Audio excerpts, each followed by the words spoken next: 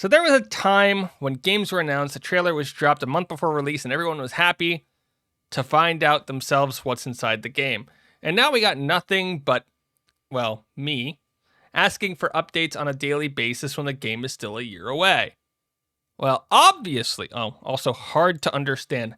Hard to understand is going to be important because I sort of didn't like this. So I made a comment. And my comment was, there was a time when games were made by 4 people and their entire budget and expenses were either minuscule or were paid up front by the publishers.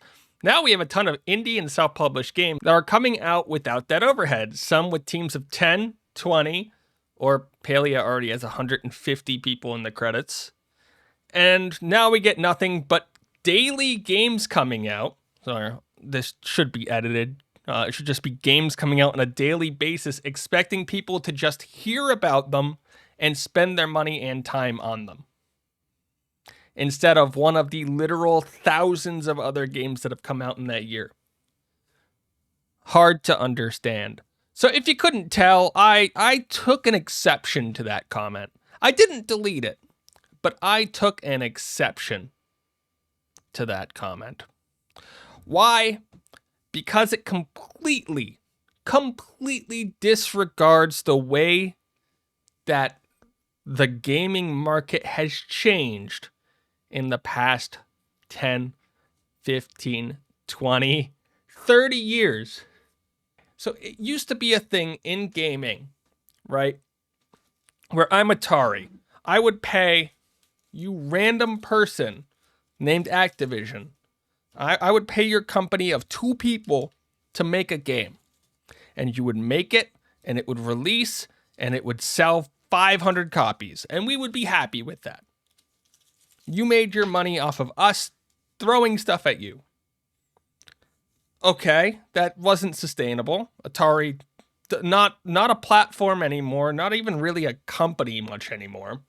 And you're starting to have what is known as an indie scene developing in games, where you have 1, 2, 5-person teams starting to make games. And you're starting to see a couple of these pop up and pop off. But they're not growing off of how good their game is. They're growing off of marketing or word of mouth, which is marketing. How do we do that whole thing? Well, as it turns out, it's a really, really bad idea to just release a game with a trailer. Why? This is Among Us. You might know Among Us as the game that was really, really big in 2020. You might have also realized something about this date. I might not be good at math, but this game took over 2 years for anybody to notice that it existed, and the only reason that they did is because some streamer tried it in early 2020 with some other people, and it blew up.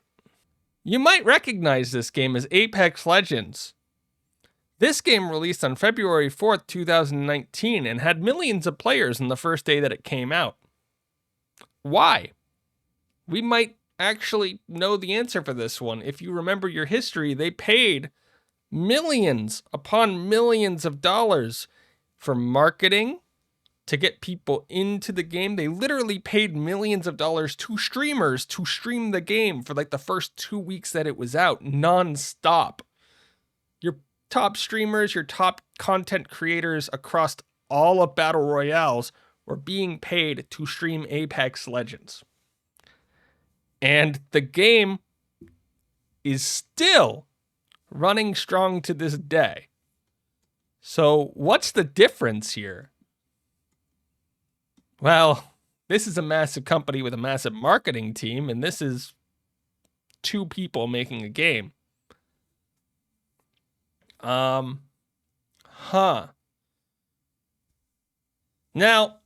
you can say that this strategy does not work with a bad game, and Overwatch 2 will agree with you there. It just will. But this is a path that is not open to indie games. Among Us can't pay the top 100 Fortnite streamers millions of dollars each to play Among Us. So what is the alternative? Well, they can establish and support a community in order to get that word of mouth once the game comes out, right? So Among Us spread by word of mouth and streamers playing it. Palia is, if it's going to succeed or fail, it's going to succeed off of word of mouth and people playing it. Word of mouth and people playing it. And those are the only two things that it will succeed through. Thank you for coming to my TED Talk. And have a good one.